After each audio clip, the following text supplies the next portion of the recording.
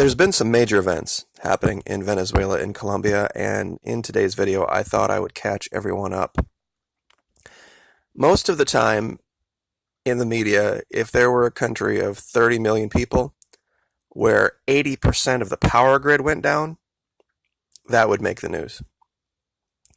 But of course, because the only stories that come out of Venezuela have to agree with Washington's version of things, whether it's CNN or Fox, you're not going to hear about it. But of course, that did in fact happen. Terrorists, most likely right-wing paramilitaries out of Colombia, cut major lines running through Caracas and throughout southern Venezuela, and 80% of the country was without power. They got it up and running again, but that you don't know about it shows clearly that something is up. They are probing Venezuela. We know that that's exactly the strategy that was used by the U.S. when they went into Iraq, is they knocked out the power systems first. They blinded the defense systems. And I think this was just a trial run for what's coming. And Venezuela knows it. They absolutely know it. It also shows another hole in this fake make-believe story about the collapsed country, the failed socialist state of Venezuela. If 80% of their power grid went down and they were able to get it back up and running in a day, what does that show about their strength of their infrastructure? I'll promise you, if 80% of America went down in one day, we wouldn't have it all back up and running in 24 hours. But they did. And if you want to compare apples to apples, I guess, let's say California. If 80% of California's power grid went down, and that's roughly about the same size, 30-something million people. But it shows the lie. See, there's other things that you don't know about either. Colombia, and this is from infodefensa.com, they have been practicing runs where they refuel U.S. Growlers. Now, if you don't know what a Growler is, that is, I believe the designation is EA-18C. It is an electronics warfare craft that is designed to jam and scramble electronics. Yeah, here it is. Actually, EA-18G. My apologies. The Colombians have been practicing refueling them. Now, you would have to ask yourself a question. Why would Colombia be practicing refuel on EA-18s to help combat drug trafficking? Because that's what they say here, is why they're doing it.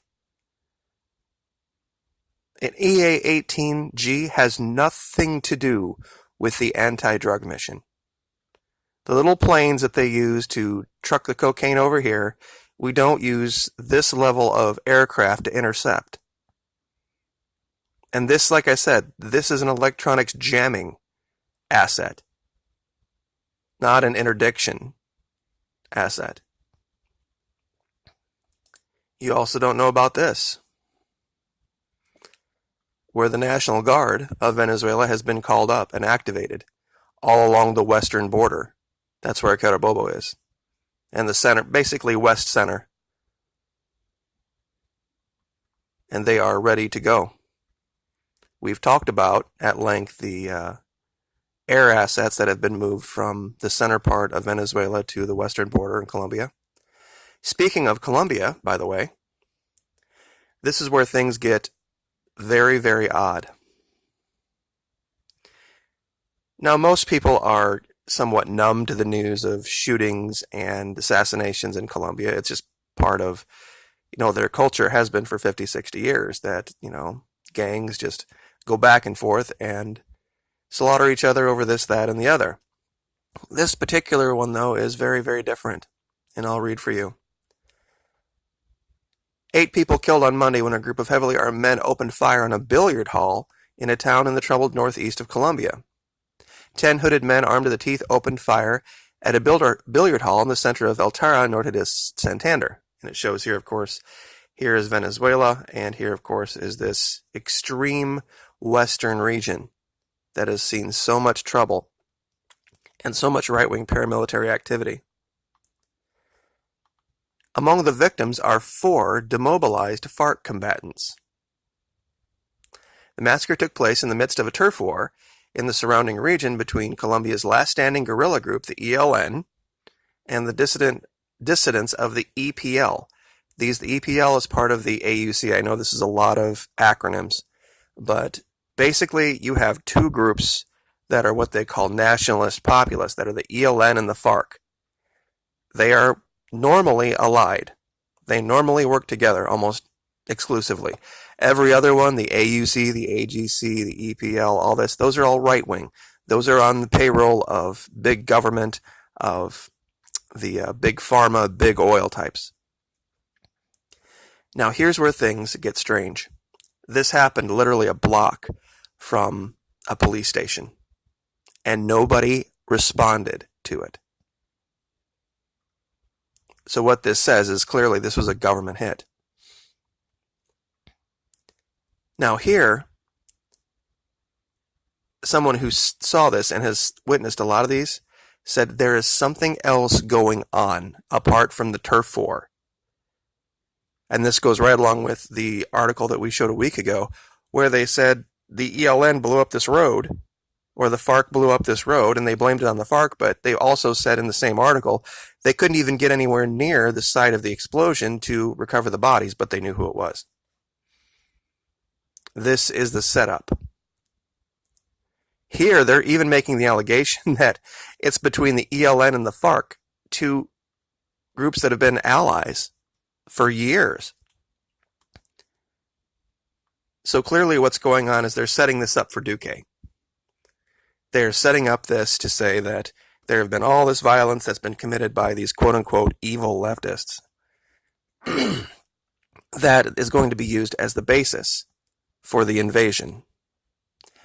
And if you still aren't convinced about this, this should tell you all you need to know.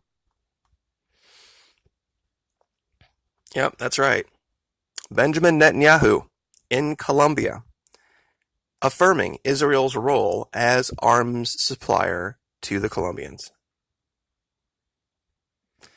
Now, if this doesn't affix in your mind what's really going on, the adding of Colombia to NATO,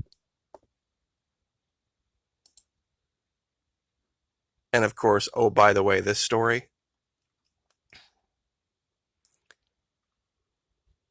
I don't know how anyone with a reasonable mind could see this as anything other than what it is. This is the U.S. and Israel trying to take down a founding member of OPEC because they want their oil.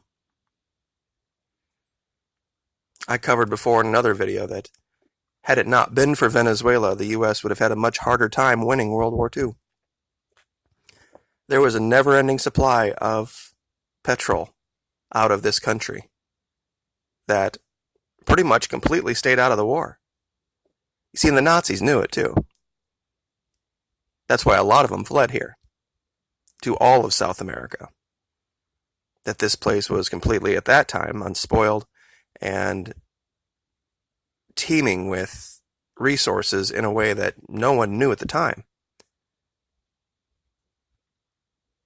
And now we stab them in the back. It's amazing no one's ever heard of the Maracaibo cartel or the Barquisimeto cartel or the Caracas cartel. But you have, of course, heard of the Cali cartel. Bogota has been synonymous with corruption and kidnapping and violence and drug trafficking. Medellin. I mean, there were even TV shows in Hollywood that talked about, Miami Vice was all about dealing with the Colombian cartels. And these are going to be, mark my words, this is going to be the good guys. When the U.S. comes out and they start this war, There's going to be a message coming out of the mainstream media and out of Washington that's going to demonize Venezuela. And it's going to call them the drug dealers. They're going to say they're the evil ones. And they're going to make this country over here, with its support of Israel, the good guys. And it's literally going to be the opposite. So you can say you heard it here first.